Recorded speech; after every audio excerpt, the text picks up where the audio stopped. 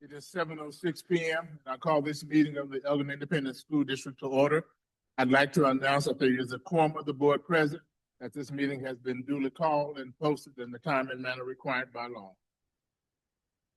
Next item, we will recite the Pledge of Allegiance. Hill, who will be introducing our middle school students to present the pledge. Good evening, President Mitchell, Dr. Ritter, Board of Trustees. My name is Bobby Joe Trill, proud principal at Elgin Middle. I'm going to let my students and members of Boy Scouts of America introduce themselves. Kimmy Jones, I'm in 8th grade, and is that all? Oh, Troop 473. My name is Paxton Olivier. I am 7th grade, and I am Troop 182. My name is Alex Gretzner. I'm in Troop 182, and I'm in 8th grade. Marshall Wool, Troop 472, 8th grade.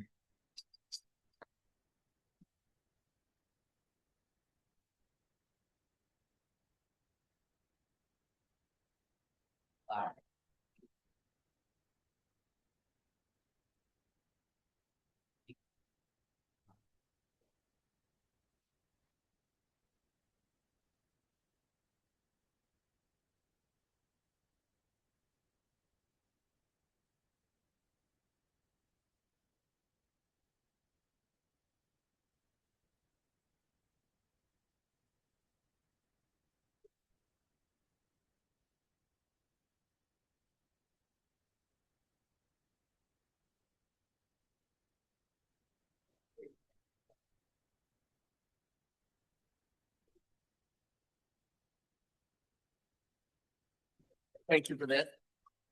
Next item is public comment. There is none.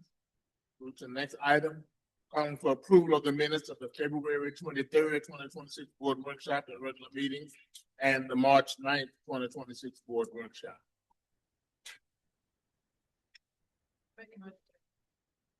I second. Motion by Ms. Reese, second by Mr. Baker to approve.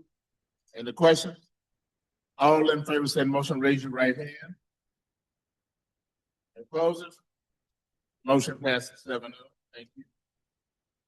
Next item, we'll have recognition, Mr. Rodriguez. Good evening, President Mitchell, Superintendent Ritter. I'm Al Rodriguez, Executive Director of Communications. Tonight we have several recognitions, and I'm going to start us off with Mr. Eric Bondala.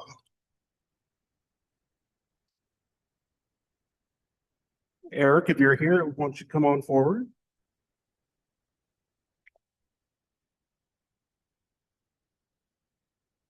Okay. They're gonna check out.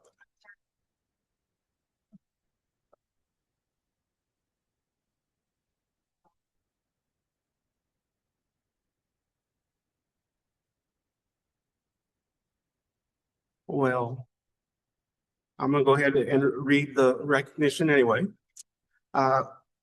Eric participated in the 2025 high school senior essay contest. He was a winner for the Lost Pines Groundwater Conservation District.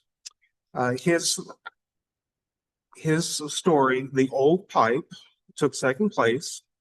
He was one of 3 from the area that also won.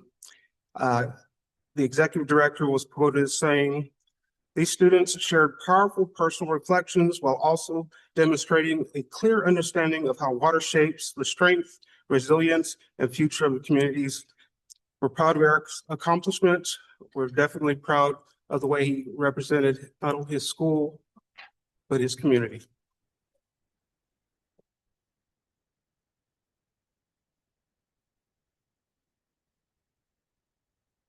Now I'm going to turn it over to Ms. Keller.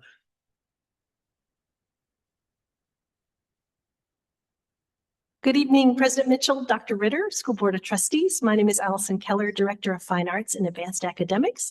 And tonight we are going to kick off with Mr. Caleb Heineman, who had a great piece. And Miss Cornelius, do you mind grabbing? She'll be our beautiful Vanna. Right.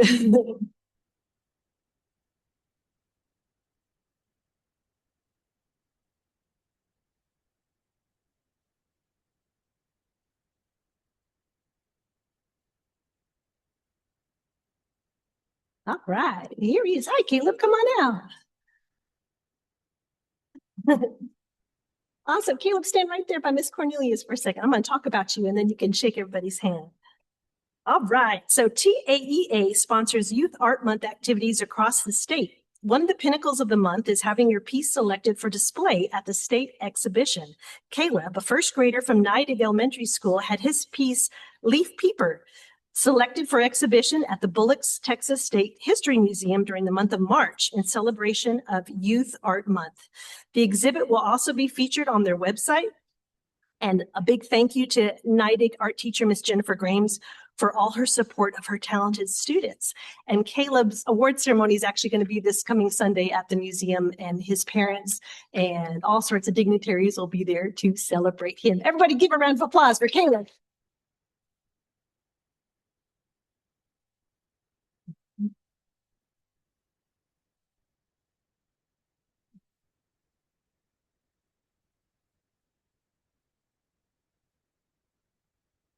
Awesome, Caleb. You want to come and shake everybody's hands over here? They've got the best smile ever. There we go. All right. Future president. Woo-hoo.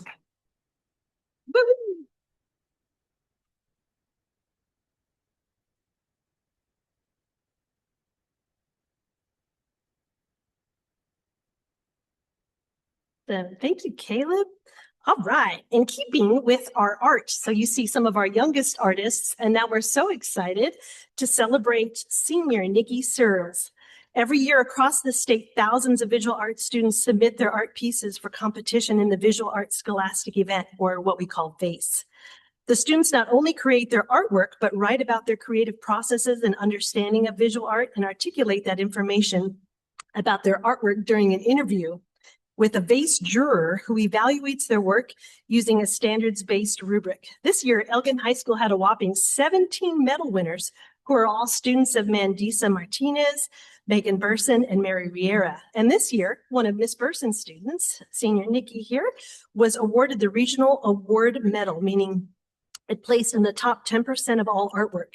This recognition represents the pinnacle of artistic success, as you can see in her piece here, in the VASE program, and Nikki will compete at State VASE on Saturday, April 25th at San Marcos High School. And her teacher, Miss Burson here. Oh, please give a round of applause for Miss Burson.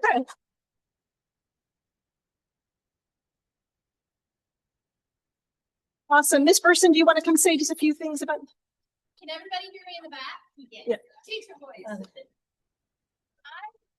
meeting Nikki 3 years ago through our art program at Martinez. And the day we went to base the first time, I knew there was something about Nikki. The following year, she was put into my drawing class. And I say, she is the student who all teachers wish that they had every year. She is eager to learn. She pushes herself. She also pushes the students that sit by her and in her classroom. And she even pushes me not only as a teacher, but also as an artist. When we went to base last year, we had a minor upset. But Nikki was beyond resilient and came back this year fighting and said, I am not taking no.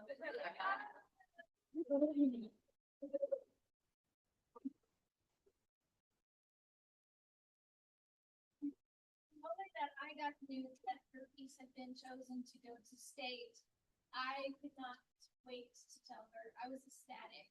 And so I called her on the bus ride home and I asked where she was. And she says, oh, we're in the library. And I said, are you in a library or a bookstore? She goes, oh, we're in a bookstore. And I said, then put me on speaker because everyone needs to hear this. And they did. And I announced that she was going to state. And the excitement, not only from Nikki, but her family who supports her in her art endeavors and everything that she does for our school. But it's beyond exciting. And so these screams of excitement. And then when I got to see her that Monday and show her her medals and tell her her piece would be waiting for her, my heart was beyond full. And I cannot say enough about her. Yeah. And so before I start bringing up any here, please congratulate her and wish her well. April 25th is fast approaching, and she is going to leave all of that there for the state of Texas to see and say that we are from Elgin and we are here to show up and we are not going to be ignored. Woohoo! Thank you, Ms. Person.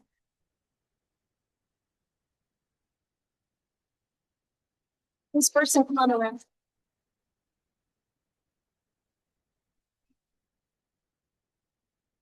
Ms. Rains, if you want to bring the next group out while I'm talking about them. Are they here? I don't think choir's here. You just bring the band folks. Yeah.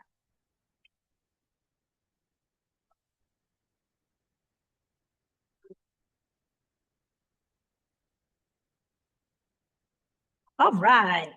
Next up, we have some state advancing band and choir students. UIL solo and ensemble contests in the vocal and instrumental division give high school students across the state a chance to showcase their individual and small group musicianship skills. The contest does not pit students against one another, but instead they must meet a rigorous rubric to attain the Division I or superior rating. Even more challenging is to perform a solo or ensemble to a level or difficulty that it qualifies for the state UIL competition. Elgin ISD is so proud to recognize our EHS choir and band students who have met this unique challenge. The choir students couldn't be here today, but those are Brooklyn Nickel, Bella Navejas, Drake McCoy, and Devin Shepard. They've advanced to state in May. And we have some band members here who I'd love to introduce if you want to come on over. First up is our trombone quartet, Zachary Avenshire, Meyer Campuzano, Jonathan Costilla, and Jose Sanchez is the trombone quartet. Please give them a round of applause.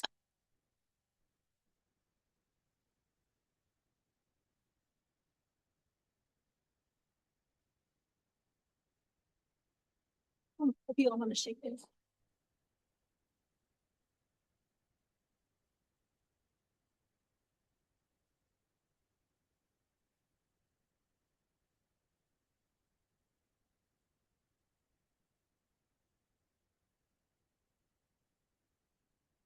And not to be outdone by the T-Bones, the percussion ensemble could not be overlooked. This is our percussion ensemble. Not all of them are here, but this here is Roger Lopez, Jalea Price, Miss Lorelei Louvier. And there we go. There we go. Please give them a round of applause.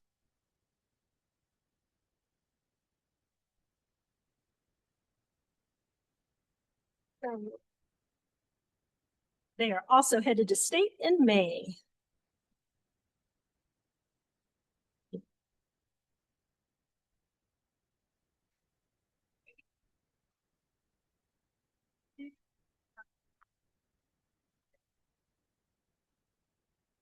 Next up, I'm so excited to talk to you about the Purple Diamond season this year.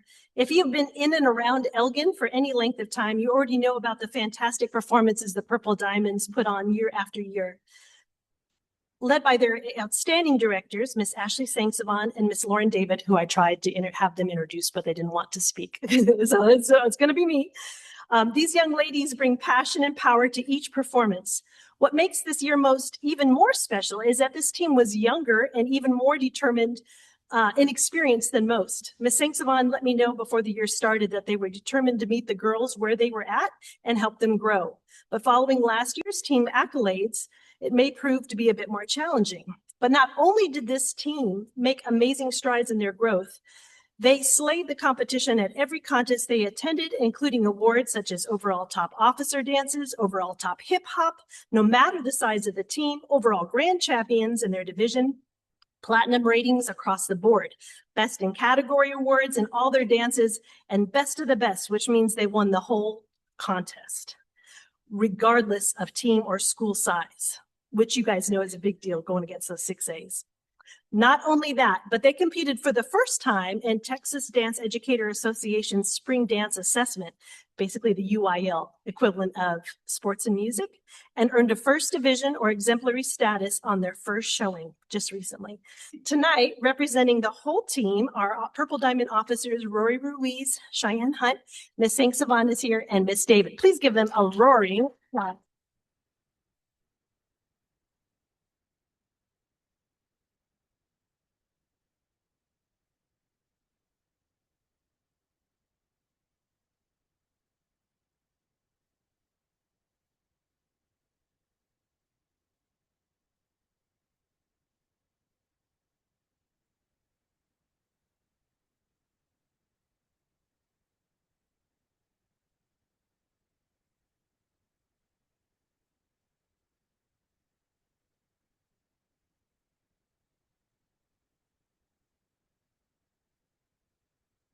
Next up in the advanced academics category is National Math Stars, is a nonprofit initiative that identifies talented second and third grade students across multiple states who demonstrate exceptional promise in mathematics. Nominees represent the top 3% of their district or score in the 98th percentile or above on nationally or state recognized exams. Being recognized as a nominee is a remarkable honor that highlights exceptional mathematical promise. What's even more remarkable is that all 5 of our elementary schools have students that were nominated, which is just amazing. And a very cool thing too, if it's now up to the parents, if they'd like to pursue this opportunity, the program, if selected, supports these kids all the way through graduation. And I think it totals up over $100,000 of support in like camps and programs and college readiness. I mean, it's just incredible. So keep your eyes out. I'd like now to hand the mic over to our principals who are going to introduce their talented students. And we'll start with Ms. Tamez and BTW.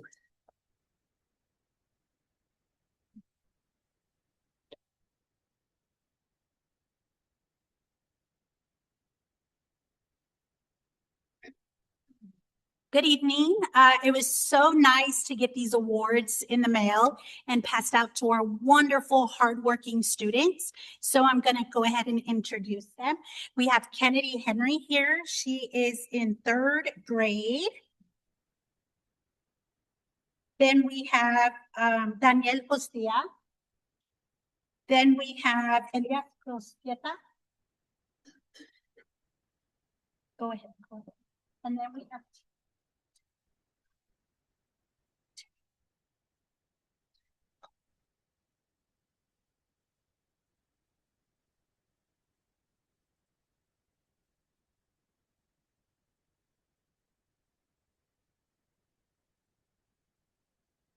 he's from Trinity. I was like, I don't know.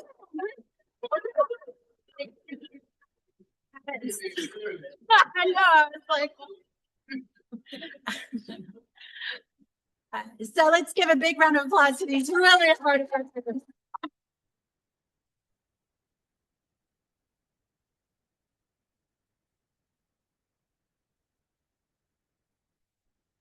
Next up, EES.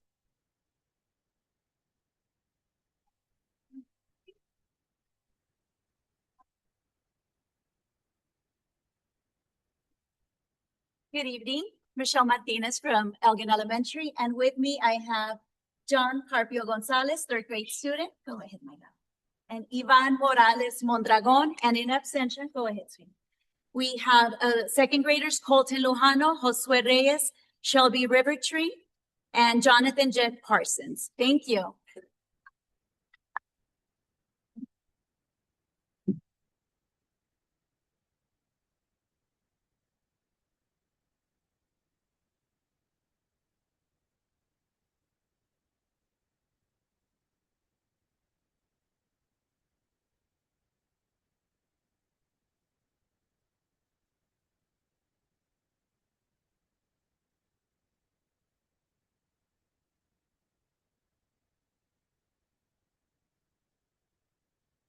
Good evening, Mr. Coronado. I'm the principal at Nidegg Elementary, and I'm proud to have my students introduce themselves. They're going to tell us their names and what grade they're in. Manuel Rosas.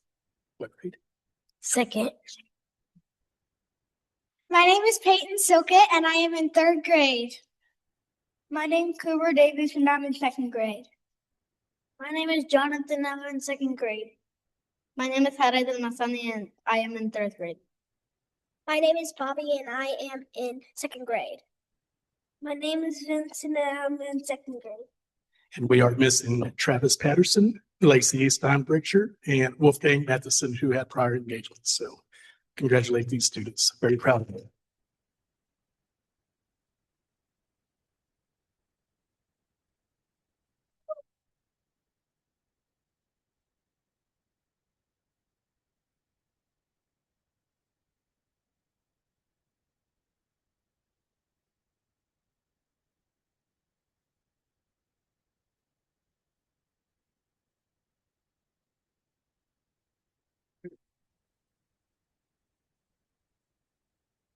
Good evening. My name is Megan Morley, principal at Harvest Ridge Elementary School. Tonight, we're honoring 3 Harvest Ridge Elementary students. Aurora Oliveira, 3rd grade.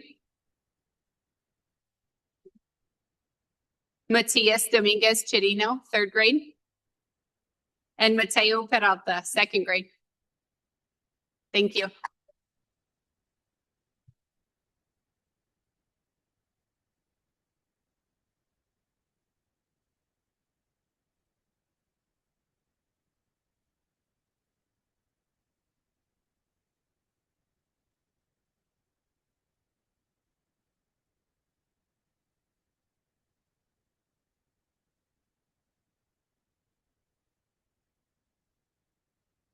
Now it's our turn.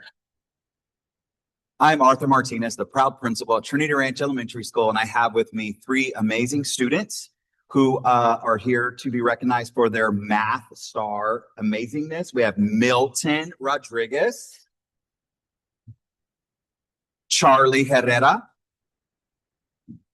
Joshua Casas, and not with us tonight is Alex Hernandez. Good job, guys.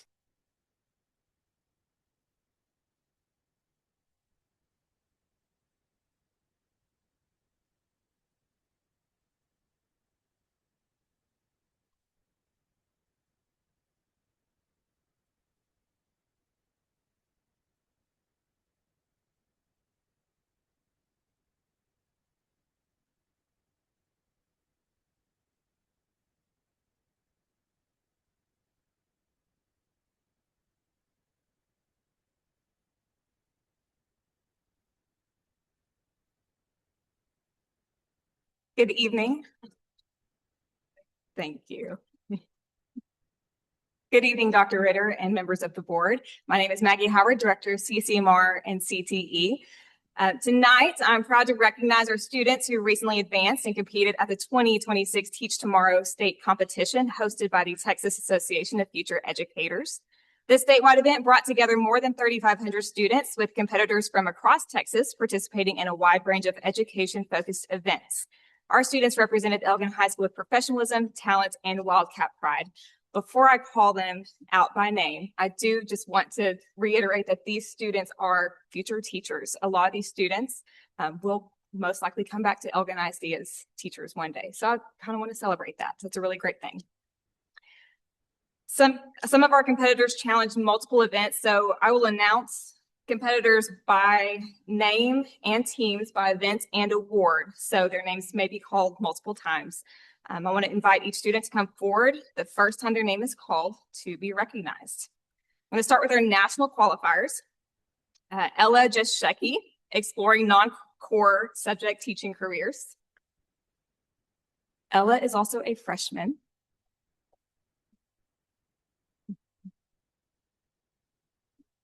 Caitlin Anderson, exploring support services careers. Caitlin also earned the Judge's Choice Scholarship. We also learned recently that she earned a perfect score in her event, receiving the esteemed designation as state champion.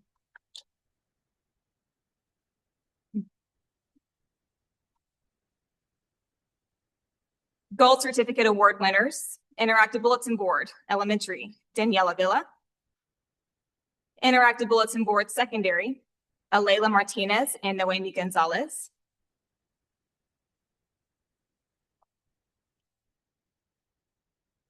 Teacher Creative Materials, Elementary, Liliana Castaneda and Zueli Perez.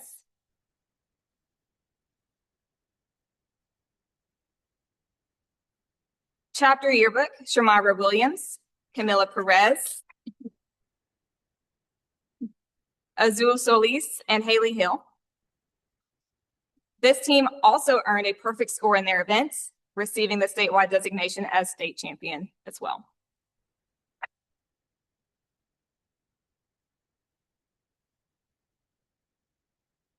Silver Certificate Award winners, Children's Literature K-3, Haley Hill and Kiera Barble. Children's Literature Pre-K Spanish, Crystal Esparza and Joanna Juarez.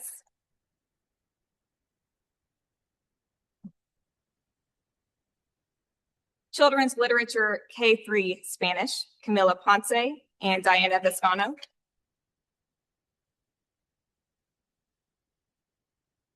Interactive Bulletin Board Secondary, Haley Hill. Teacher Creative Materials Elementary, Camila Perez and Azul Solis. Bronze Certificate Award winners, Children's Literature Pre-K, Zoe Aguilar. Interactive Bulletin Board Elementary, Kiera Barble. Lesson Planning and Delivery STEM, Azul Solis. And then a few other events where we competed with distinction include Shamara Williams in Creative Lecture and Job Interview, and Camila Perez, Lesson Planning and Delivery Humanities. Additionally, per our state records, this is the 10th consecutive year Elgin High School Taffy Chapter has advanced to the state contest.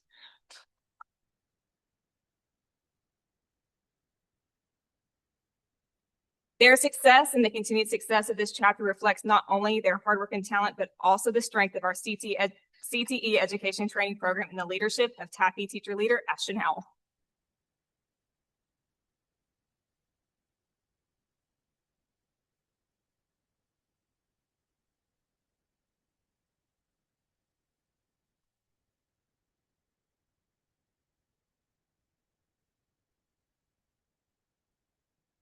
Well, I know that speaking on behalf of the district, we're ready to give them some contracts right away. Hello again. This evening, it's my pleasure to introduce Judy Maywis, President of the Friends of Elgin Public Library, as well as board members Maria Baker and Dr. Laura Straub, who is also the Bus Book Grant Director. In recognition of their continued support of our students and schools, the Elgin ISD would like to extend a heartfelt thank you to the Friends of the Elgin Public Library. Their recent event is a wonderful example of how our community coming together to promote literacy, learning, and a love of reading. During Elgin Reads Across America, the Friends distributed over 4,000 free books to Elgin ISD students, grades K through 6. That's over 500 more than last year. Support comes from the Friends of the Elgin Public Library, the City of Elgin, the Texas Methodist Foundation, and the incredible logistical and administrative support of the Elgin ISD librarians and our Dr. Stormy Hickman. The Friends they've also approved another free book giveaway for Elgin ISD at Dia de los Niños, Day of the Book, at the Elgin Library on April 11th. Additionally, they plan to pass out another 500 books to be distributed to Elgin ISD ACE students this summer.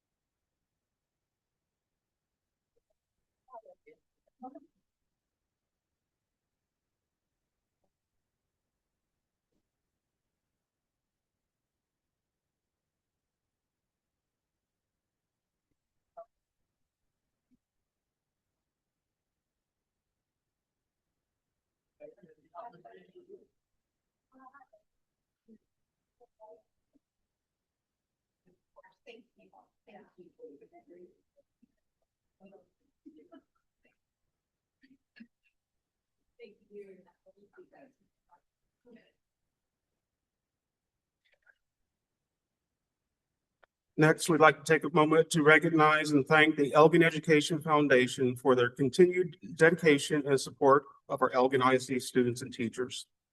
The foundation plays a vital role in strengthening our schools by bringing together community partners, local businesses, and supporters who believe in the power of education. Earlier this year, the foundation's Surprise Patrol, not surprise, don't get sued. Surprise Patrol delivered an incredible gift to our classrooms, awarding more than $32,000 in teacher grants across the district. These grants help bring innovative ideas to life, provide additional resources to our students, and support the creativity and passion our students bring to their classrooms every day.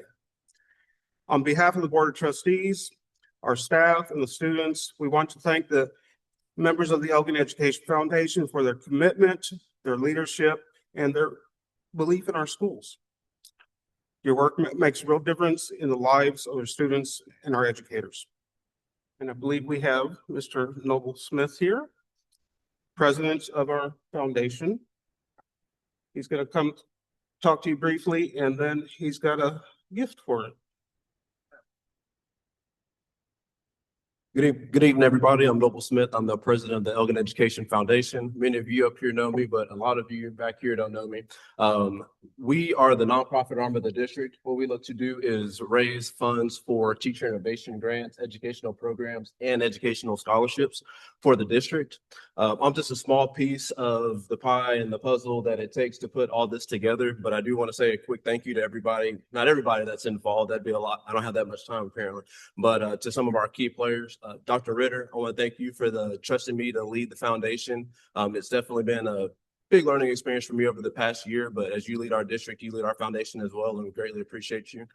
Al, you've been a partner and a mentor to me through this process, so I greatly appreciate you and your time and your patience with me as I've learned everything that there is to know about the foundation and more as we go to our conference next month to enrich ourselves and give us even more knowledge of what we can do for the district. Big thanks to Melanie Martin back there, our secretary, who keeps us on task and our agendas and makes sure that, hey, we have stuff to talk about and progress at our meetings. Some of our VPs that aren't here, our VP of Finance, Dr. Sarah Gudenkoff, she keeps us on budget, make sure we're not, trying to do anything too crazy, but keep everything, under wraps for us to, again, progress forward and raise more money for the district. Our VP of Marketing, Robbie Cupbird from the Cupbird family. He is our VP of Marketing and Communications and lets everybody know about the things that we have going on. Side note, we have a crawfish festival coming up April 11th that I'm sure y'all seen circulating online. If not, you'll hear about it a little bit more later. I'd like to thank our VP of Development, Veronica Seaver. She helps us get in touch with additional businesses and community organizations to help us raise funds for the foundation and for the district. And then our VP of Programs, Cherish White, who I know is here with us this evening. Thank her for helping, her and Dr. Hickman for putting together all of the teacher grants that we did this year. That's a big part of what we do, and all those pictures, all that stuff up there, that they were 85% of the work, I promise y'all. We helped them, through the committee and things of that nature, but without them, it would not have ran the way that it ran so smooth, and we appreciate y'all. And then I want to give a special thank to all of our board members, to our educators, to our board of trustees, and everyone, our parents and the students that might still be here for just being a part of the district and helping our kids and community grow. And without further ado, Cherish, are you still here? Could you come up and help me present this check? We have a check for $35,000 to the district from the funds that we've allocated for the teacher innovation grants for 2025 and 2026.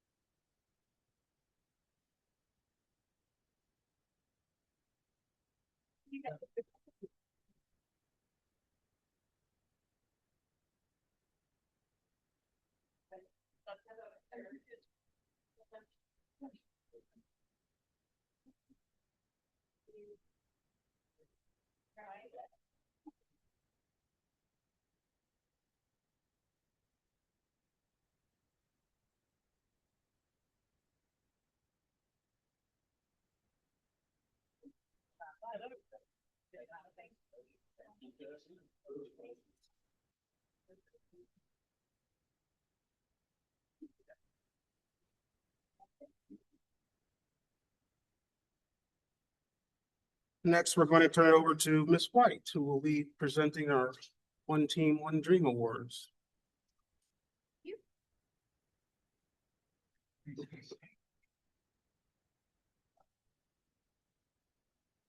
Good evening, everyone. Tonight, as you know, we are honoring as part of our theme for this year for the One Team, One Dream Award. Each month, we're honoring a staff member or a team or a community member who is contributing to our theme, which, as you know, is we're all in this together. And we want to honor someone who has gone above and beyond to embody that spirit.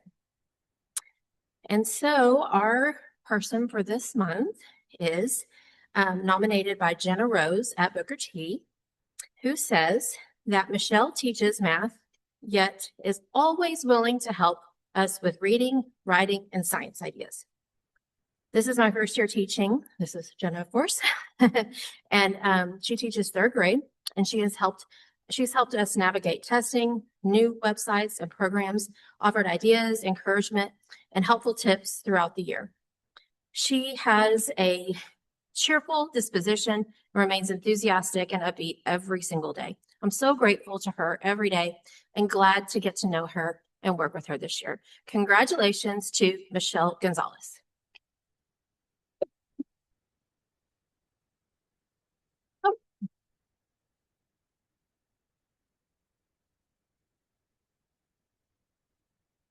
Sorry. Here we go. 1, 2, 3. Congratulations. Thank you.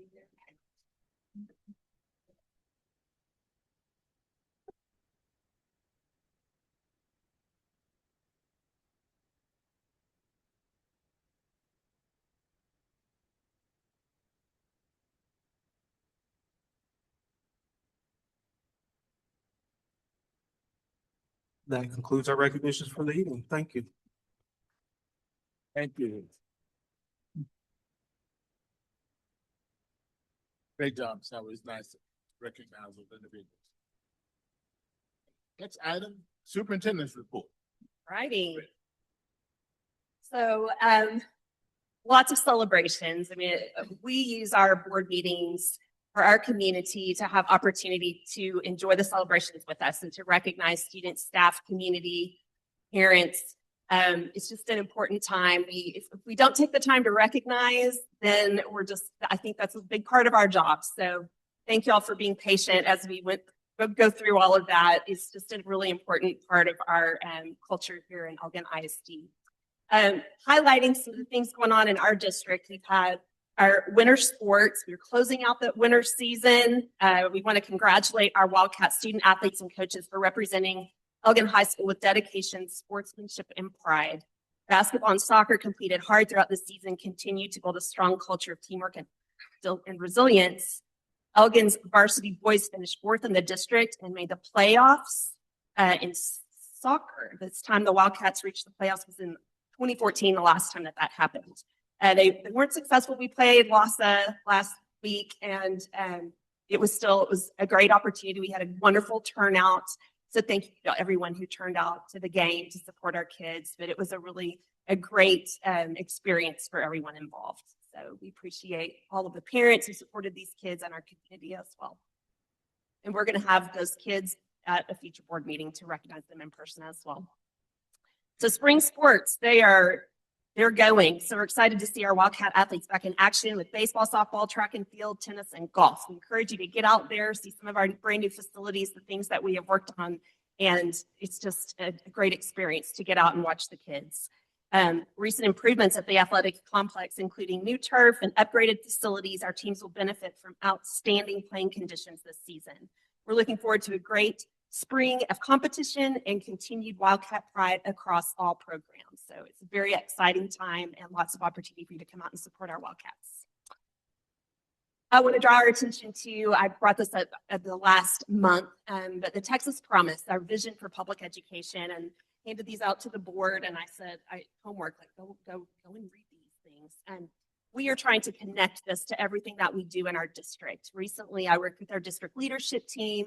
It's a picture of that work together where we went through the Texas Promise. And some of you heard me talk about it last month, but this is the vision for public schools in the state of Texas. I was fortunate enough to be invited to be an author of this document and to help with this, along with just input from our district that I took back and helped to frame this. So Elgin ISD's voice is strong in this whole document. This is the new vision for Texas public schools across the state. And so it's our job to bring it back and to implement it and make sure that we are using it with goal setting and strategic planning in our district.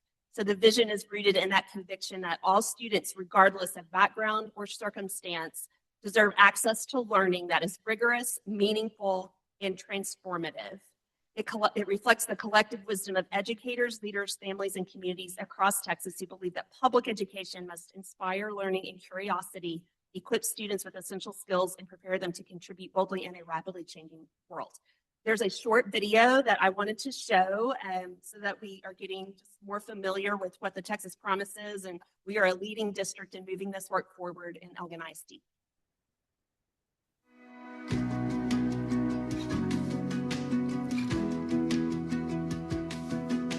This summer, we brought together over 100 people who had different positions all across the state, who represented different kinds of districts in size and geography, but we came together with one goal, which was to recast a vision that reflects our challenges today and, more importantly, our opportunities for tomorrow.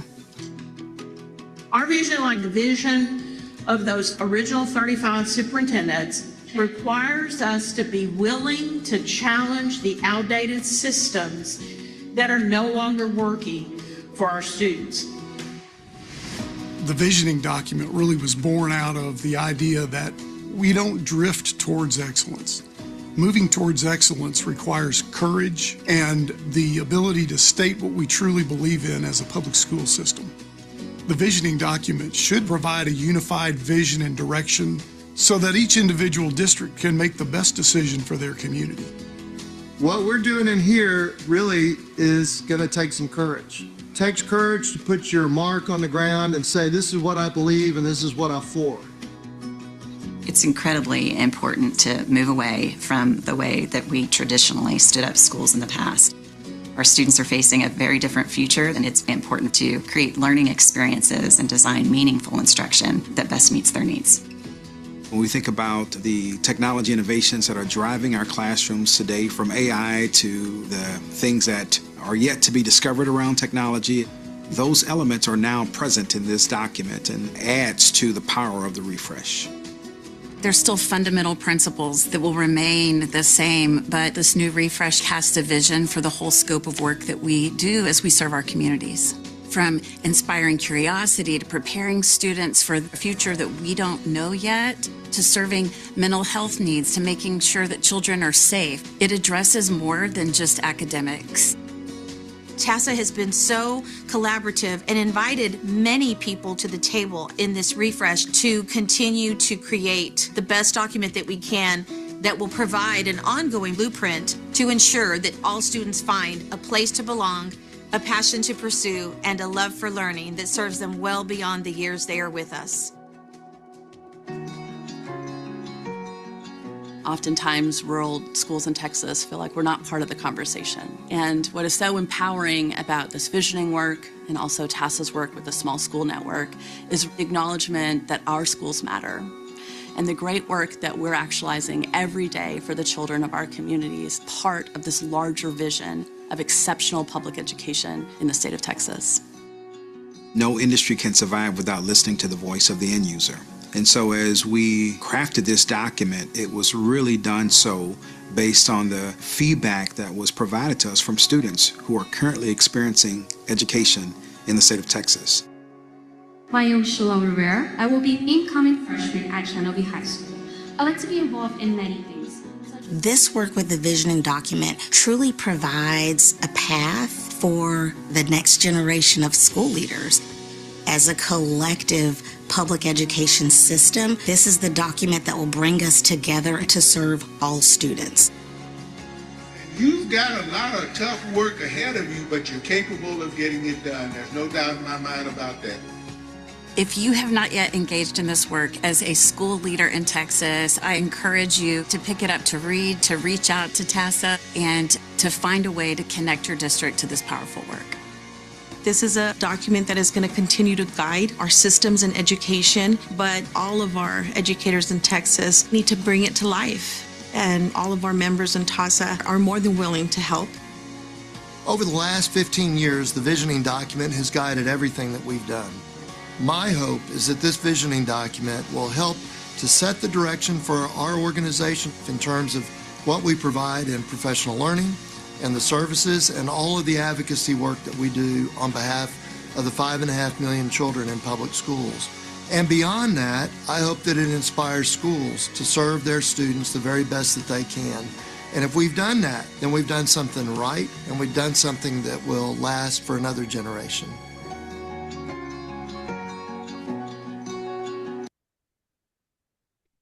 So exciting work. It's legacy work. And I'm so proud of our administrators who took this, and they are now moving it forward in their departments and on every campus. And we're already seeing the results and getting feedback from our campuses and departments about implementation of the Texas Promise. So you'll be hearing more about it. We're going to implement it and embed it into the work that we're doing with our future strategic planning that's coming up and our visioning work across the district. And part of that is also with Elgin Essentials. You're seeing this. We're doing one last push for input with the Elgin Essentials board. All you have a little thing that you can share. I think all of you have already given your input for it. I will tell you, our campuses, again, and our departments, we are getting input about what are the characteristics and the things that we expect or know that it will help to make our kids successful as they become adults. And I think, as you can see when they come across for recognitions, we are being very diligent and intentional about teaching them skills like, how do you shake hands with someone? Look them in the face, say thank you. And we're seeing that in our kids. And I've seen an improvement just since we've started talking about it. You have to be intentional to teach our kids those skills, and those are skills for real life. And we're already moving forward with that, and the educators that are doing that. So thank you so much. But we encourage everyone to give us your input so that we can have this to finalize our Elgin Essentials, and you'll be hearing more about rollout with that in the coming months. So thank you. And we have our Wildcat Showcase coming up. We want everybody to attend. It's April 9th, 5:30 p.m. It is also in conjunction with Sip, Shop, and Stroll and the Elgin Music Festival, right? No, yes. Okay, I want to say all the right things. And Pearls of Youth Art. So those things, we're doing it all together so we can get more people out. This is kind of our state of the district, is our Wildcat Showcase.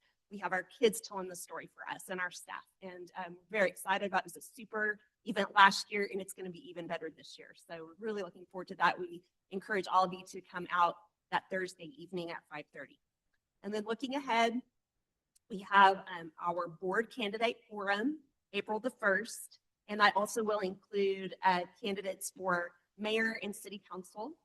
And April 2nd, there's chamber luncheon with district update. We are going to be providing a district update at the chamber luncheon. That's always a favorite at that luncheon, and we get lots of input. We're going to have them do Elgin Essentials for us as well. And we update them on the stuff that our kids are doing. April 5th, Easter, April 9th, Wildcat Showcase, the Pearls of Youth Art Show is 9th through 11th. And the Elgin Education Foundation Crawfish Festival is April 11th. So it's also built into that same weekend. So we've got a lot to do to support our great kids and staff.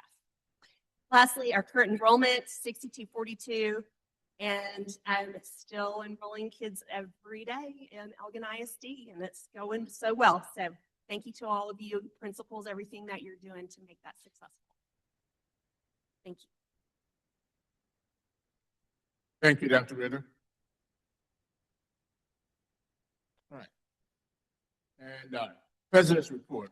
I'll just cover briefly the board operating procedures that we've been talking about for the last several months. This is a living, breathing document that we examine every year, and we get together as a board along with the TASB facilitator to talk about the things that helps us operate together in meetings and how do we conduct ourselves. And so one of the main things that we did this year, we all signed a social contract, because we realize we come from different skill sets, different experiences, and sometimes we cover difficult topics. But even in the midst of that, we want to make sure that we continue to work in a unified manner. So the social contract simply says, treat each other with respect and dignity, communicate openly and listen to understand, collaborate as a unified team, value each member's contribution to the team's success, and focus on our shared mission. And so, we take that as individuals and kind of do a self-assessment to make sure that we're still within the realms of that social contract. And also as part of this document, we have a code of ethics, which simply says equity and attitude, trustworthiness and stewardship, honor and conduct, integrity of character, commitment to service, and student-centered focus. And so I think this helps us as a board to remind us why we are here and who we are here to represent. We are here for the students. And we all were elected by the individuals to serve in an honorable and a respectable manner and to make those tough decisions when necessary. And so this is why we have these Board of Operating Procedures to kind of keep us all on the level playing field, and hopefully we can continue to progress and move along and doing what's best for the district. And so I just want you to know that's what's happening. It's a lot of this in here. And so everybody has a copy, and we'll continue to revisit this document. So thank you. All right, next item is the consent agenda. Being asked to approve the tax report refunds and adjustments of February 2026, approve financial statement and budget amendment listing for February 2026, approve investment report for February, approve staffing recommendations, approve contract renewals for teachers, nurses, counselors, and librarians, approve allotment and TEAC certification for 2026-27, approve agreement to conduct joint election between Bastrop County, Elgin Independent School District, and other named parties for the May 2nd, 2026 election, approve notice of election for the May 2nd, 2026 Elgin ISD Board of Trustees election, approve donation of classroom libraries from the Elgin Foundation, Elgin Education Foundation, acceptance of the Elgin Education Foundation grant award. I think we already got that money, so it's a done deal. And also, and finally, approve and adopt board operating procedures. That is the consent agenda for this evening.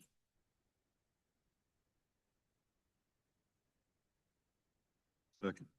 Motion by Mrs. Reese, second by Mr. Barker to accept the consent agenda as printed. Are there any questions? All in favor, say the motion. Raise your right hand, please. Any opposers? Motion passes 7-0. Thank you. Got some information items. First up, district scorecard update, priority 2 goals, professional learning, and highly effective staff. Mrs. Cornelius. So I will preface this by just drawing the board's attention to in our community that when we do our scorecard updates, these are in alignment with our board goals that we've adopted through a strategic plan. And so we break down those presentations monthly to our board and the community so that you can see how we are carrying out those goals and the progress that we're making on a regular basis throughout the school year. So at this time, Ms. Cornelius is going to be starting with priority 2 goals, professional learning, and highly effective staff update. And Ms. Bettius will also be helping her. Yes. Well, good evening, Board President Mitchell, Dr. Ritter, and Board of Trustees. My name is Bridget Cornelius, and I serve as the Assistant Superintendent of Student Services. So like Dr. Ritter said, tonight we are here to present on our scorecard priority goals 2.3 and 2.4, which are about staff safety and well-being and staff satisfaction and engagement. So referring back to our district scorecard goals, these are some of the highlights that we look for as we monitor ourselves to see how we're doing. So using multiple points of data to identify needs and inform activities to support staff well-being. We hope to implement an annual staff wellness program and really focus on how our teachers and our staff are doing, sustain and enhance school emergency operation procedures, ensure district leadership gathers feedback on staff satisfaction through visibility and availability. We use feedback and provide transparency as part of the continuous improvement cycle, recognize staff at all levels, and increase annual retention staff rates. So we're going to talk to you guys a little bit about some of the things that we're doing there in these categories. So first up, I know that we've talked about the Texas Promise and that visioning document. And so we felt like it would be a good idea to align our priority goals with that Texas Promise. And so you'll see here that the alignment is there. Tonight, as we talk about priority 2, you'll see the alignment there with the promise. So staff feedback and data systems, you'll see that Article 1 in the Texas Promise is about, because I know you've all read it and combed through it and all the things. So this, you probably already figured this out, but I just wanted to highlight that you'll see that organizations that cultivate excellence is in Article 1, and it talks about gathering feedback and those things. And those are some things that we're going to report to you tonight. Professional learning and leadership support. So priority 2 talks about coaching systems, mentorship, leadership development. And then there it is in the Texas Promise. Article 1 is about elevating and sustaining the profession. School safety and emergency preparedness. We know we talk about that ongoing in all of our priority goals. So we talk about our security officers, how we're making sure that we are keeping campus safe, our emergency operations plan, our threat assessment teams, our standard response protocol drills. And then there you see in Article 6 is about safety, wellness, and belonging. So it talks about schools must provide physically and emotionally safe environments supported by strong safety systems. So again, you see that the things that we're doing are certainly aligned with the vision of Texas Public Schools. Lastly, their staff recognition and retention efforts aligns with Article 1, culture of care and professional respect. All right, so let's talk about staff safety and well-being. So as you know, we use data to support our staff, and we have a continuous cycle of getting information so that we know how to respond. So we did conduct a fall staff survey in 2025, and these surveys help the district leadership identify staff needs, inform wellness and support initiatives, strengthen leadership practices, and guide that continuous improvement, those efforts. And so some key areas that this particular survey takes a look at is staff well-being, staff leadership relationships, feedback and coaching, professional learning, and school safety. Again, all those things align with our goals and the Texas Promise. So these results help us monitor staff engagement and improve working conditions across campuses. So we basically give the same survey, and we see how we're doing, and we constantly look at those results to see what we need to change and how we need to respond. So again, those are those areas that the survey takes a look at, and you'll see that we've improved in all areas from this time last year. So we're excited about that. If you look at school safety, we're up 8 points. Staff leadership, relationships is up 4. Teacher well-being is up 4. Feedback and coaching is up 9 points, and professional learning is up 5 points. While we know that we certainly have our work to do, this gives us a glimpse as to whether or not what we're doing is working, what we need to tweak, and what we need to do differently and respond to staff needs and their feedback. So particularly, some of the positive indicators for staff experience from this particular survey, there was a strong staff commitment to the work. So some of the things that came out that were lifted positively from this survey is that 98% of staff report that their work is meaningful. So the heart is there. We know that the folks that are in there doing the work are doing it because they know that it's meaningful and that they're making a difference. 81% report feeling engaged at work frequently or almost always. And then 70% report feeling happy at work most of the time. So while we may say, well, that's 30% who are not happy. These are favorable responses from 70% of the folks that responded. So in looking at the positive perceptions of leadership, which is another category, 77% favorable responses say that staff leadership relationships it's high. 77% say it's favorable. The leadership on the campuses and the staff is high and positive. 85% say school leaders are friendly. 80% are confident that leaders act in the best interests of the school, and 76% say leaders are supportive when challenges arrive. And we know that we're certainly in challenging times, and so it's really nice to see that so many of our staff feel supported. While we know we want to grab that other 24% as well so that we can make sure that we're supporting them. These are indicators that we know that we're doing well on, but that we need to continue pushing. So these indicators demonstrate strong relationships between staff and leadership across the district. So some growth areas that were identified through the staff feedback is professional learning. So as I mentioned, we are up in that category, but we realize that we need to continue working on that primarily. That was one of the lowest areas. So staff feedback indicates opportunities to increase relevance of professional development, provide greater staff voice in PD and professional development planning, and expanded job embedded learning opportunities. So I will say that in response to this coming week or early next week, a survey will be going out to staff members asking, what is it that you want to see in PD? What more do you need? What specifically do you think that we need to focus on so that we can ensure that we're meeting their needs? So excited to get that feedback so that we can continue responding appropriately so that they feel so supported. Another area of growth that we need to continue to focus on is staff well-being. So some staff reported feeling overwhelmed, stressed, and exhausted during the work week. So while we certainly understand that that's sometimes part of the work that we do as educators every day, we certainly want to make sure that we're taking care of our staff members, our faculty and staff members, because it's a hard job. And of course, we know that it's not always glorified, but we do certainly appreciate the board's support in ensuring that they feel appreciated. But we continue to do what we can to ensure that there are mechanisms in place in the event that they need support. And just celebrate them as much as possible. That goes a long way. So we certainly use the feedback to improve staff experiences. So some of the other things that we're doing is increasing that leadership visibility. So those regular campus visits by the district leaders are taking place. We're having direct conversations with staff and campus leadership teams. Dr. Ritter has gone out to all the campuses for the lunch and listen visits and sit and stays and have open dialogue with the staff to see if there are any concerns, anything they want to raise or lift for the superintendent. We also provide opportunities for staff feedback during meetings and walkthroughs. We are on campuses a lot, visiting. Weekly meeting with campus principals. Those happen every Tuesday, where the campus principals come in and we talk about what's going on, some things we need to lift, some of the things they need additional support on, and then some of the things that we perhaps need to highlight for them to move forward. And then we, of course, have our monthly district leadership team meetings, our DLT meetings.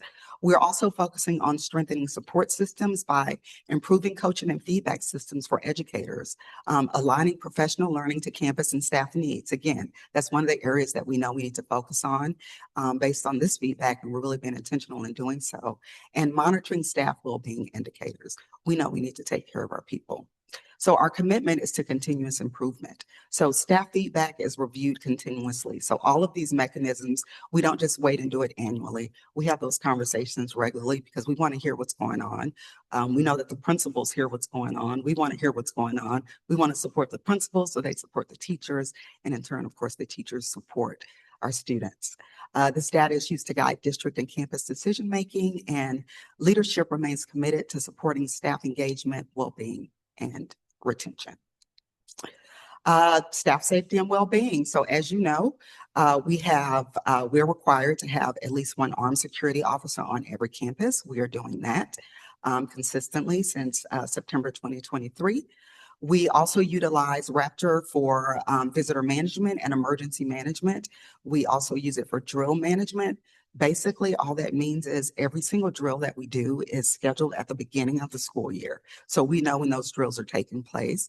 It's logged into the system. Every time it happens, everybody, all of a cabinet along with the campuses get notification that, hey, this drill is taking place on that particular campus, and first responders as well. And then we do after action reports because of course these drills are practice. And so campuses meet, talk about what went well, what are some things that we need to plan differently as we move forward. These things are housed in this Raptor visitor management and emergency management system. We also collaborate with the Texas School Safety Center, which is the hub for all things school safety in Texas. And so we utilize and follow their lead on emergency operations plan, development, review, and approval. We utilize the standard response protocol, which you often will lovingly hear referred to as SRP. We have our safety and security committee meetings. We have one coming up on April 16th. And then also we have our threat assessment protocols, which I've told you in the past how effective those protocols are in the systems that we have in place this year to ensure that we are looking at students who may perhaps pose a threat or have seen some behaviors that are concerning, so we can dive into that to make sure that they're supported to prevent anything from happening. So before I turn it over to Sarah, I want to talk some about campus security planning for 26-27. So it's about that time to start having that conversation here pretty soon. And so as you all know, House Bill 3 states that we must have at least one armed security officer to be present on each campus during regular school hours. So our current implementation that was approved by the board, and we went through a whole process back in September 2023, taking a look at all of what the state says that we have to do, and then the different options, and you guys determine what it is that we were going to do moving forward. It's time to take a look at that moving forward to see what we want to do for 26-27. So currently we fulfill this armed security requirement through contracted security services. So for planning considerations for next year, we're working on gathering feedback from you all, the Board of Trustees. A survey will go out. We'll send it out to campuses as well. We'll discuss it in our Safety and Security Committee meeting regarding the current security model, and then go into detail about discussing available options under House Bill 3. So with your guidance, we'll determine what we want next year to look like. So just a timeline. Prior to that April board workshop, which will go into detail about those options, those House Bill 3 options, the leadership will gather initial board input and campus feedback. So we will be prepared to discuss that in depth, and those security options and planning considerations in that board workshop in April. And then hopefully we'll be prepared by the May board meeting to recommend campus security plan and get approval for next school year. So more details to come on that, but wanted to lift that because it's time to start talking about it. Before I turn it over to Sarah, are there any questions, comments? All right, thank you. Good evening, President Mitchell, Board of Trustees, Dr. Ritter. I will be presenting our update on our goal regarding staff satisfaction and engagement. And I want to start by talking about the ways that we recognize our staff at all levels. And you saw a lot of that tonight. We had lots of recognitions. Well, one of them is social media platforms. We use Facebook, X, Instagram, not just to present campus things, but things that are happening district-wide, because we want to know all the great things that are happening in our district and the grown-ups who are behind all these great things. We also have our board meeting recognitions, end of year awards. We're knee deep in that right now. I believe the due date to have all of our end of year award winners into Mr. Rodriguez is April 13th. So our campuses are currently conducting their voting, turning in their ballots. Teacher incentive allotment. That is a huge thing right now. We've got 36 of the top performing teachers in Texas here in our district. And this is another way to recognize them, not just with way to go and you got great scores, but hey, look, we've got not a designation on your certificate. Nice little, there's some examples there of what it'll look like on their actual teaching certificate. And on top of that, compensation that ranges between $3,000 and $17,000.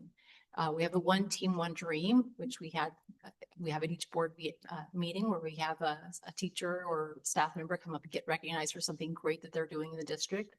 And then our regular campus recognitions. I've got an example here of NIDIGS. We're all in this together. They do these constantly. They put them out on their social media platforms, just recognizing all of the great things that are happening on the campuses. And then our state and national level staff recognition. We saw that tonight with Ms. Howell. Yes, our kids are doing absolutely wonderful things, but there's always that grown up behind them that's helping them get there, supporting them through the process. And we want to make sure that the staff that moves our students is getting recognized as well. We are also working on increasing our staff retention rate. We have several pathways to certification. There has been a teacher shortage for a while, but being a fast growth district, teacher shortage and us getting lots of students is a kind of a double whammy. We need teachers and we need them fully certified, but unfortunately they don't always come to us that way. So we've got several pathways to certification. The first one I want to talk about is Elevate Elgin, which is a grow your own program where we take our paraprofessionals or substitutes that have, a lot of them are from our community, grew up here, went to school here, and just did not have that opportunity to go to college and complete their bachelor's degree and teaching credentials. And so we're offering them a competitive salary. They are covering a class with all the responsibilities that a teacher would have, and we are fully covering their tuition fees and books. Once they have completed their program, they're committing to Elgin to serve our students as fully certified teachers. We also have clinical teacher placement. It's a traditional teacher, student teacher, one semester. But what makes our program unique is that we are one of the few districts in Texas that pays our clinical teachers. So we do offer them some compensation as well, because we know how much it takes to teach all day, and for our student teachers to get off of work and have to go to work so that they can pay their own rent is not going to do our students any justice. So we do provide them with the financial compensation. We also have a teacher residency program. We have one teacher in that program right now, and it's very similar to a student teacher type thing, but it's a year-long residency. And this person is from the University of Texas. But next year, we're growing our program. We've already got 2 commitments, one from CMF Austin and one from Texas State University. And our new teacher residency program is going to be grant funded. And so we applied for a grant last October. We were approved for it. And so we'll have some additional funds coming in to help support us through this program. Our current resident is receiving regular clinical teaching pay. Our next year residents will have a little bit different pay structure that is required within the grant. Alternative certification programs. Our teachers have access to any alternative certification program that they want to, as long as it's approved by Texas. But we have 2 that we partner with, Teachworthy and iTeach, and we've invited them to our job fairs and our onboarding sessions so that they can work with our teachers and help to get them certified. Having that partnership gives us access to their platform so that we can monitor the participants' progress throughout the program. And iTeach actually offers us a reduced rate, or our teachers a reduced rate, if we have a certain number of pupils participating with them. We have the delayed teacher certification program, which you approved last month. I did submit that to TEA and it was approved. So thank you for that, because that's going to really help us. It doesn't make it go away, but it does give us a little bit more time to work with a lot of teachers who are actively working towards their certification, but just aren't there yet. And then we have one-on-one certification meetings. All of our teachers who are hired under DOI, who are in their 1st or 2nd year, get quarterly meetings. Our DOI, we call them DOI 3+. Anyone at 3 or more years does get a monthly meeting where we track their progress, make sure that they're signing up for their testing or completing their modules within their alternative certification program. And then some things that we are doing outside of, for retention, outside of the teaching spectrum, is teacher mentorship training. Now, you may recall we used to be a part of the mentor program allotment. We lost our, we don't qualify for that anymore because we've lost our rural status. But we do have an opportunity with that LASSO grant to have the teacher mentorship training, and that training will start this summer. We'll train all of our mentors so that they can provide support to all of our 1st and 2nd year teachers. And they will also be providing us with financial support so that we can make sure that we're providing our mentors with support. The Texas State Leadership Development, we've got a couple of classroom teachers working on their administrative certification right now, and so they're in that cohort with surrounding districts. The Assistant Principals Academy is run by Rick Reyes, and this year there are 5 sessions. In fact, there's one this Friday that Dr. Martinez at Trinity Ranch is going to be hosting, and he's going to be working with them. I had to write it down because I want to make sure I get it right. He's going to be working with them on curriculum and instruction systems, and they're going to be making connections between planning, instruction, student data, and T-test, and learning ways to make fast but sustainable student growth.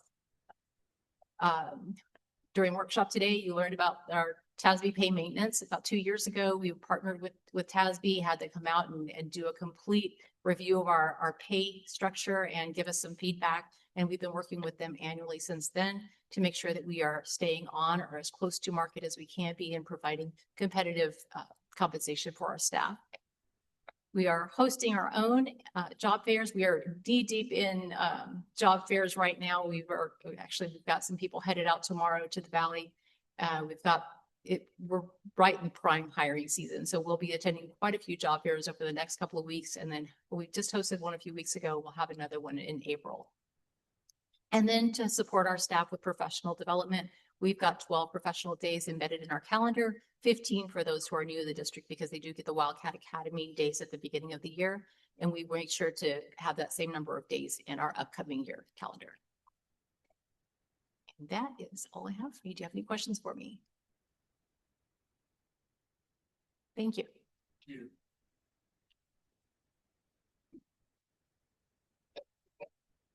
Next item. Next item, update regarding collection. Martin. Good evening, President Mitchell, Dr. Ritter, members of the board. I'm Clark Motley, Elgin ISD CFO. I'm here for introductory purposes only. Tonight, Elgin ISD partners with MVBA, which is McCreary, Veselka, Brigg, and Allen. Sorry, I should have put my glasses on there. They help us with our tax collections and delinquent taxes. We are very pleased to have Noe Reyes here with us tonight to provide that presentation. So without further ado, here is Noe. Good evening and good to see you all again, Dr. Ritter, President Mitchell, members of the board. Always good to see you all. We bring this report to the board once a year. And of course, it's an update on delinquent tax revenues. I only have 4 or so percentage collection figures to show you. So I'll keep this pretty brief. And of course, if at any point you have any questions, please don't hesitate to let me know. I place a packet on each of your spots. And the first figure that I want to share with the district is total revenue from tax collections. This is fairly simple. It's the adjusted tax levy during the fiscal year compared to all tax revenues collected during the fiscal year, which includes current year collections, plus all delinquent year collections, plus penalties and interest. So if you look at tax year 2024, for example, fiscal year ending 6/30/25, your adjusted tax levy was $38,063,191. Total current plus delinquent tax collections was $37,719,017. I'm sorry, I have that up on the screen as well. Penalty and interest collected $605,252 for a cumulative total revenue from tax collections at 100.69%. Now, why are we reporting on 2024 when it's 2026? Well, the 2025 taxes, the tax bills went out last November, and those are still being collected. So we are still in the middle of collecting those. So we don't have a complete year of collections. That's why we're still on 2024. As you can see, going back to 23, 100.48%. 2022 fiscal year ending 8/31/23, 99.44. 2021 fiscal year ending 8/31/22, 101.25%. We have to keep this number above 95%. Because of Texas Education Agency requirements. And of course, we're well above that. So are there any questions about this? If not, I'll move to the second chart. This is cumulative tax collections. This is your individual tax levy by year collected over time. So the 2024 adjusted tax levy was $38,063,191. The uncollected amount as of February 28, 2026 is $839,000. Your cumulative collection so far, $37,224 for 97.80%. As you can see over time, because of payment plans, because of lawsuits, it increases in 3 or 4 years to over 99%. And so what you want to see here is an increase each year where it eventually reaches close to 100%. A very healthy progression there, very good collection numbers. Any questions about this? All right, let's go to the next chart, which is on page 5 of your packets. This is purely delinquent tax collections. For tax year 2024, you'll recall on the previous screen, the tax levy was $38 million. The amount that went delinquent on July 1st, which is when my firm begins collections procedures, For that delinquency, it was $1.519 million as of February 28th. And I think these should be, this one should be first, which is what we've collected so far, which has been $680,199. We have $839,057 outstanding. We've been collecting for a total of 8 months, the 2024 delinquency. A healthy percentage is after 12 months, around 50%. We usually reach about 60% or more during the first 12 months. And as you can see, again, over time, you see an increase in the amount of delinquent taxes collected. If you go back to 2021, 907,000 went delinquent that year. We've collected all but 140,000, which is a very, very good collections percentage, 84.54. Any questions about this? One last chart. This is the total amount outstanding for all tax years.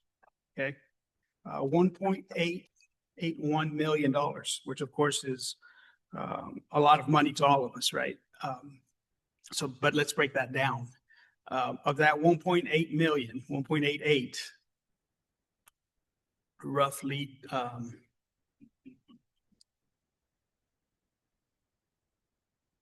sorry, this chart is incorrect. Yeah, this should be deferrals. On your packet, the tax deferrals is 460,000, and that's what this should be here instead of the pre-litigation payouts. 460,000 is in tax deferrals. Tax deferrals are taxes that we cannot collect by state law. Tax deferrals are when an individual that is over 65 or meets certain disability requirements applies for a tax deferral to the appraisal district on the residence homestead of that individual. And until that tax deferral is removed, we cannot collect those taxes. That's about 25% of everything outstanding. So right off the bat, 25% we can't collect at all. We have about $640,000 in active lawsuits where we are doing judicial foreclosures where necessary. Almost all of this gets resolved prior to execution of any judgment. We also have, let's see. Yeah, this teal portion, instead of tax deferrals, should be pre-litigation payouts, which are payment plans that individuals enter into with the tax office and get paid over time. So all of it's being actively collected, and we've had another great year of collections. So we appreciate our partnership with the district, and we will continue to keep working hard. Any questions? I was curious on the deferrals. Yeah. Like, will they just dismiss that, or will there be a time frame that they'll have to pay? Those get collected eventually, and that is when the individual no longer occupies the property as their principal place of residence. For example, a death or a conveyance of the property to someone else, a sale. Then we begin collecting those taxes. Any other questions? That was easy. Thank you, sir. Good to see you all. Next item, we have update on construction projects, including the 2021 and 2024 bonds. Good evening, President Mitchell, Board of Trustees, Dr. Rear. Got a brief presentation here tonight showing a number of construction projects across the district. So once again, excited to bring this, and please stop if you've got questions along the way. Transportation facility, this is really the largest project that we still have ongoing from our 2021 bond. We're making a lot of progress with this. As you can see on this slide show here, we've got Encore finally arrived to the site just before spring break. So that was a welcome addition there. They're getting the pole installed, and then we do anticipate their technicians being back on site this week to make the final connections to the building. You can see in that bottom left corner some of the interior renovations or completion rather. That's really about to where we've got to. You can see right there, some of the tile is there. Some of the overhead ceiling tiles is completed, but some of the flooring and things are not completed. So a lot of the things we've gotten to a stopping point within the building until we get power and get conditioned air within the building. We've kind of got to a stopping point, but now that we've got Encore coming this week, we'll be able to resume construction. But there are a few things: final paint, carpet, certainly startup on the lighting and the air conditioning, those types of things. We're just kind of right there at the cusp of being done until that final connection comes from Encore. So we're excited to see them on site this week, and we'll get back to work on finishing out that final phase there. But overall, the site is mostly completed with landscape installation being wrapped up just before spring break. We've got some grass going in right now with irrigation, both permanent and temporary. So that's a good sign. We continue to work with TxDOT and the neighboring subdivisions related to the FM 1100 expansion that we know is going to happen soon. And we're currently continuing discussions with our neighbors to the west, Triata, where we'll end up tying in our wastewater connection. So those are all active conversations that'll need to be resolved before we can move into the site. But we're right there at the end of this project and excited to be there. Harvest Ridge Elementary, also with 21 bond. We talked a bit about this briefly last month, but we have issued a PO to Ramtech, the manufacturer, for 2 portables. We'll work to get those set on the back side of the property. We are working with Pfluger Architects, who ultimately designed Harvest Ridge Elementary. They'll help us to produce just a few drawing sheets that show utility connections for water, wastewater, fiber, fire alarm, PA systems, all of those types of things. And then we'll have a separate small bid package, and we'll award that to a small general contractor to get all of those utilities and those service connections implemented. Once these buildings are set, we'll have a small design planning session rather with Ramtech, just to make sure all of the interior sections of the building are just the way we want them for interior connections for our own fiber, MDF locations, where do we want water fountains, those types of things. But overall, these buildings are fairly simple, so we don't anticipate a long process there. We have reached out to our permitting authorities, both our fire marshal, the city, the municipal utility district, as Harvest Ridge sits in Altessa Mud. So those are the partners that we'll be working with to make sure this project is permitted. And then we'll talk to the campuses, of course, and administration about FF&E furniture packages as we get a little bit closer. But this project is on track to be in place for the fall semester. So we'll continue moving along with this one. Priority maintenance projects. We have several here to talk about in 21 bond. On the left side, you see we've got HVAC upgrades for this building and Elgin Elementary. We have continued ongoing meetings with the contractor. These are both assigned under one general contractor. It's a contractor that we worked with last summer and had great success with. So we do anticipate this project going well again. We've got equipment on order for the admin building, so that's good that we're already cutting down some lead time there. They did get started during spring break at Elgin Elementary. I just saw some pictures as I got back today. They made a lot of progress in that. What you see here is that gray section of that gray wing at Elgin Elementary. They took out a lot of ductwork and overhead areas. That wing right now is isolated from students. There's no students in that wing. So we've allowed them to get started in there, and they made a lot of progress just in the week during spring break. So it's good that they got a little bit of a jump on that. Playground replacements. This will impact most of our elementaries, certainly the ones that are not brand new, BTW Nottingham Elementary and Elgin Elementary. And we'll also see a new courtyard canopy at Harvest Ridge. But we're making product selections there and making sure those get ordered with TF Harper, the vendor that we've selected for this, to make sure these arrive in time for a summer installation. And then on the right, we've got a couple of projects Outdoors, bleacher repairs and upgrades. We saw drawings come through just today. 90% drawings for some bleacher and ADA upgrades here at the old stadium behind us. We did see also during spring break some reports come through for our technology roof replacement. This project will be a little bit more involved than we initially anticipated. That roof in that building, the technology building, has been added onto over the years. Not always the way that we would have hoped, honestly. So it's going to be a little bit more involved. There's some code upgrades. So it's going to cost a little bit more and be a little bit more intricate than what we had initially thought. But regardless, it needs to be done. As you'll know, we got, every bit of fiber and network here in the district ties back to that building. So we want to make sure it's secure and watertight. So that's a project that we'll move forward with. And then we're working to get under the 24 bond, still priority maintenance project. We're working to get bleachers replaced in the gyms at Elgin Middle School and do some significant repairs to some of the ones at the high school. Our M&O team had done some pretty significant repairs last year to one of the ones at the high school, but we want to continue that and get those refurbished and make those really stand out and hold up. We think we get another 10 years out of those. So that's something that's on the books for this summer as well. Moving to the 24 bond, Legacy Oak Middle School, this project is really advancing quickly.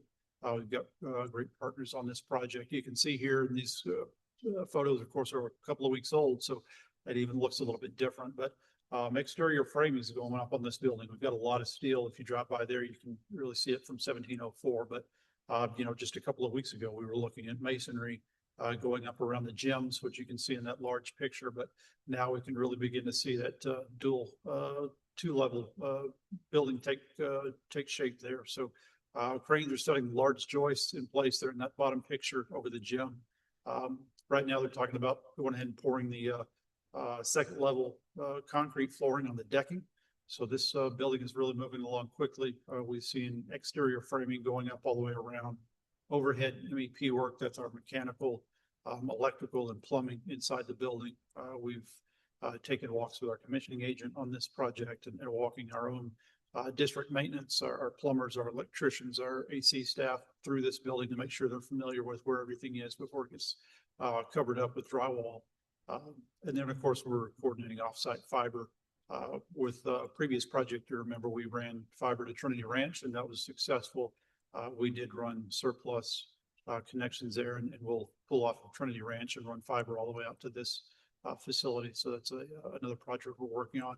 And we just got confirmation over the last few days with TxDOT that this project will have a traffic signal. So we've kind of gone back and forth on that, on whether a traffic signal is going to be implemented or not. And that has been confirmed now. So that's good for us. So we think that's the safest option. It's always been in the budget to have a traffic signal there. So it wasn't a shock or a negative impact to our budget. So we're going to move forward with that and continue planning for everything that's evolved around that. Overall, we're scheduled for completion next summer, early next summer, June 2027. Athletic improvements. This is a project we're really wrapping up. Right now, all those sports facilities are being utilized, as you saw in Dr. Burr's earlier report. We've had baseball and softball games going on well there, but some of the last images you see here are drainage improvements that are around that site. Once we get all this turf in, it really improved the drainage in that area. That was one of the things that really hurt us on these fields when they were natural grass. They didn't drain very well. So what we've seen here is these fields have already taken on a lot of rain, and we were able to play almost immediately. So that's been a great improvement. During spring break, actually last Thursday and Friday, the press boxes were delivered, and those are wrapping up installation today. That's one of the things that was trailing a little bit behind. So we're glad to see those on site now and being installed. There was some concrete, some deficient concrete that was also replaced during spring break. Our contractors were committed to making that right. So they pulled out some concrete that had fractures and cracks throughout it, and they got that replaced. Shade canopies are installed. A little bit hard to see there, but between the tennis courts, we've got spectator seating and shade canopies. Those have been installed, and ultimately we're beginning the closeout process on this project. All the paperwork that's associated with that for warranties and closeout documents. Just adjacent to this, the press box there at the football stadium, moving along quickly. You can see in that bottom left photo, all the steel that's involved with that structure has been delivered. Was on site just 2-3 weeks ago, and once that got there, they started erecting steel right away. So again, this project, this photo rather, is a couple of weeks old. The photos I saw today, this facility looks a lot more put together. So if you just drive by that back parking lot, you'll see really the outline or the shape of the entire press box. You may remember the images, the photo that we showed earlier, where this press box is about the full length of the bleachers. So you'll be able to see that now if you were to drive out there today. You can see the structure with that steel in place. But as they prep for that, they did have to do a lot of work that we'd seen over the past couple of months. So getting storm drains in place and electrical lines, they've got those out of the way. Now they're moving on to the overhead work. So we're glad to see that moving along quickly. We continue to coordinate with our local fire marshals and some other permitting authorities about some site issues related to fire suppression. But overall, the project's moving forward quickly. We'll see interior framing on that building moving ahead quickly. And we'll still plan for a scheduled completion by November of this year. The Homestead, our new culinary facility, right there in the top left photo, you can see was some flat work or sidewalk installation out in front of that building. We had some previously some temporary pavers in a little bit of this area, but ultimately for ADA access and just better access between the two exterior doors, this sidewalk needed to be installed. So that was completed a few weeks ago. Interior, we've got multiple trades working. That bottom left photo just shows electrical crews running conduit, but we've got plumbing crews, electricians, a lot of folks in there now, really active site, a lot of overhead insulation, and again, mechanical, electrical, and plumbing going in overhead. That large photo there, you can see where some of the underground utilities were previously trenched in, and they've got their pour back there. But we did have a steel delivery come in during spring break, so some of the interior framing can begin. And then we'll begin to really take shape in that space to separate the culinary lab from the teaching space as that steel goes up. Overall, this project is moving along on track, and we expect this project to wrap up in August of this year and have students in there. I'm looking forward to elementary number 6.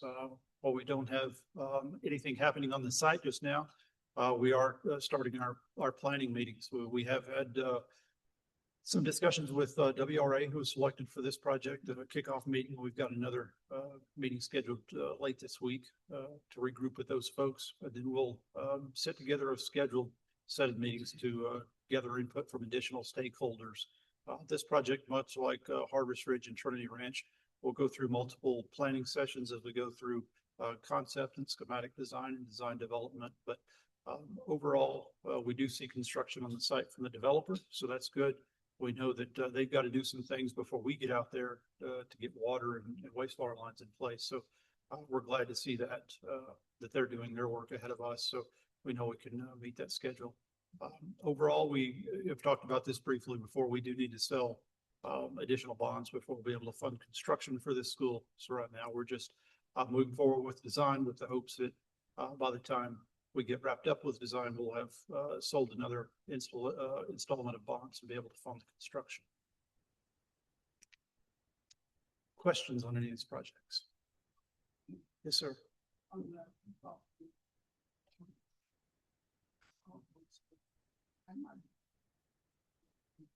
Yeah, the scoreboard has been ordered. I can get back to you on the exact date that it's scheduled to be installed. They removed the existing one and have ordered the new one. We've seen what's called a submittal or a proof that shows what the layout will be, shows the dimensions and all of those types of things. But I don't know the exact delivery date. I can follow up with you on that. I have a question. Yes, ma'am. Well, first off, a comment. I'm very happy to hear that you're working with TxDOT on stop lights or lights on 1704. Because I think that's a death trap, that road. I mean, it really is. Okay, the other thing is that I want to compliment you on the baseball field and the softball fields. They're looking great, along with the tennis, that whole area. Even though it's not complete finished, but it really looks nice and it's fun to see the students out playing. Thank you. The other question I have is I noticed on the scoreboard on the baseball field, it says Jack Fisher Field. What's the history of that? I mean, I would have to ask somebody who's been here longer than me, honestly. The scoreboard before the existing scoreboard had Jack Fisher Field on it. yeah. It was a memorial scoreboard, so we replaced as is. That was the request from our athletic department to not have that go away when we replaced the scoreboard. That had been there since, I've been here 10 years and it was here before I was. So we didn't want to just do away with that just because we replaced the scoreboard. So we put that marker back on there. Okay. But I would have to ask somebody. Do you know, those of you who've been around? Oh, I know. but who was? Knew Jack? him. Oh, you know Jack? He was a longtime supporter. He's deceased, but he went to every game for years. Okay. And lifelong Elginite, and they named the field. Name the whole field or just the scoreboard? No, I think it's the field. Sure. Yeah, Coach Anderson may know. That it was I believe the floor moved back and forth to Jack Fisher Field, and that field was built after the high school. Okay. It was something that was done by the school. They have a plaque that says the date on. I can't remember it offhand, but like you said, Jack Fisher was something like the old field that used to use to the new field was even went to practices. Okay. Yeah. Jimmy Fisher actually. Yeah, that's interesting. And that's the first time I noticed it. I guess because the scoreboard looks so good. Right. You Right. can see- Right. The banner at the bottom of the old scoreboard had faded quite a bit. So Oh. you could, the name was pretty faint. So that was, as we went through this, I of course coordinated very closely with Coach Anderson on all aspects of this project. And that's one of the things he wanted to memorialize, was to make sure that we kept that on there. And of course, it's brighter now, so it's more noticeable. Yeah, well, and we want to keep that legacy there, keep that history. Sure. So, thank you. On April 26th of 2005. Okay. Good. Just one other question. Harvest Ridge portables. How many classrooms? There'll be 4 total. So each portal is 2 classrooms. Okay. So, yeah, there'll be 4 total.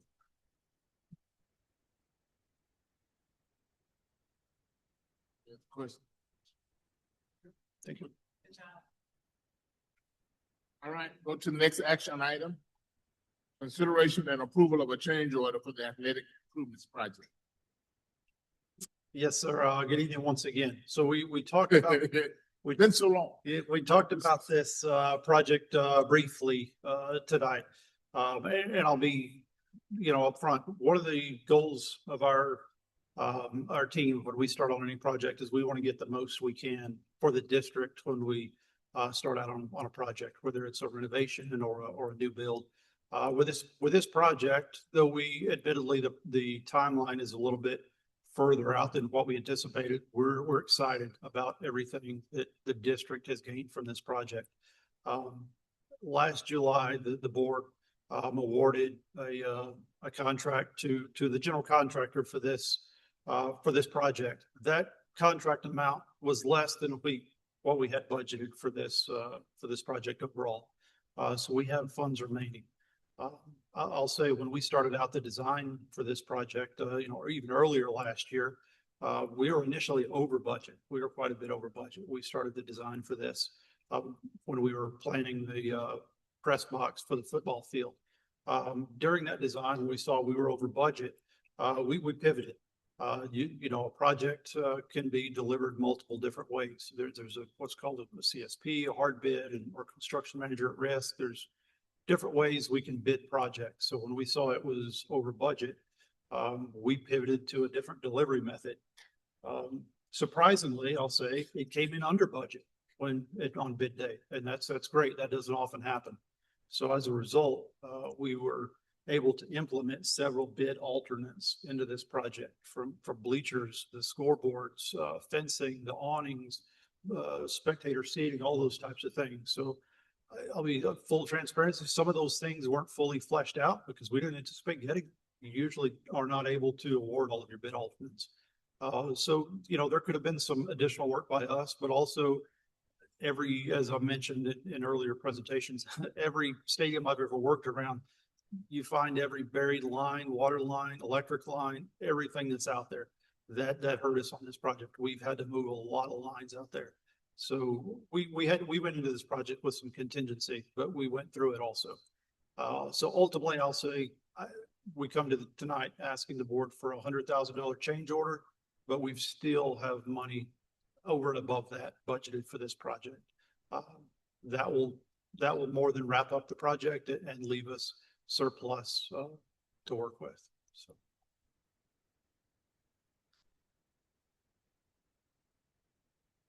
How much of a surplus will there still be there? Do I have to say that out loud? It'll roughly 300,000 in that project. Yeah. Which I think is a great thing to say that we came in. Sure. And there's some things that, I talked to Coach Anderson. There's some things that we still want to do with that. Certainly not all of it, but if you think about for example, the tennis storage building right now, it's a little shed, kind of skid mounted shed. We're wanting to, much like what baseball and softball have, we're wanting to put a little Mueller metal building out there that more aligns with what the other sports have, make it a little larger, a little more weather tight, a little more vandal resistant, some things like that certainly won't eat up all of that surplus, but it'll continue to improve the facility, and we've got the money to do it still in that project budget. So some small things like that we still want to look at. Other questions? This is an action item. Is there a motion? Second. Motion by Mr. Baker, second by Mr. Moss to approve that change order. Other questions?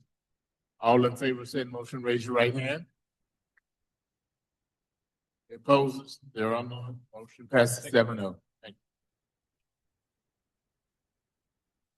We do not have a closed session this evening, so is there a motion to adjourn? I so move. Motion by Mr. Miles, second by Mrs. Reese to adjourn. All in favor, said motion is right hand. No opposers. It is 8:54 p.m. and we are adjourned. Yeah.